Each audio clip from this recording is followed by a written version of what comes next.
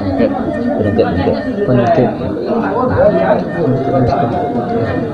Aku penungkit.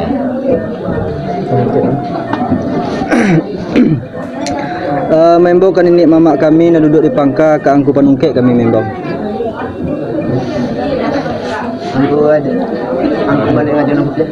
Sungguh pun angku penungkit nan dadang imbau rapek papeh jula kepada seluruhnya mamak kami nan duduk di pangka seratu guru jula bay nan duduk dujung kuluhum kita dan hadir rumah kadang Mana?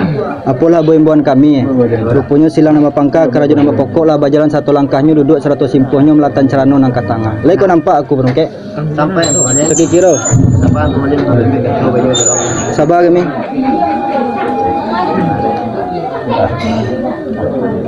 Angku balik aja nak putih. lai mamak kami angku penungkit Pokoknya nanti jangan kembali tadi punya pemilah yang pandang jauh, kita pandang rampi. Pokoknya jual tampak orang kembali. yo lah kalau nampak angku penungkit sesuai juga pituah mamak ramu-ramu tabang melayang melayuk ke kota tangah banyaknya ampe puluh ampe endah carano alang kapalang terletak di tengah-tengah di lingkung orang nan Mana?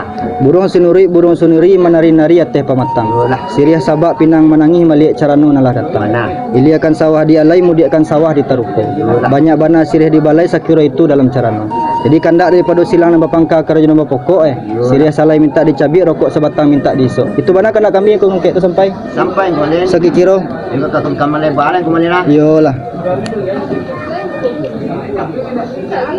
Kembali dong.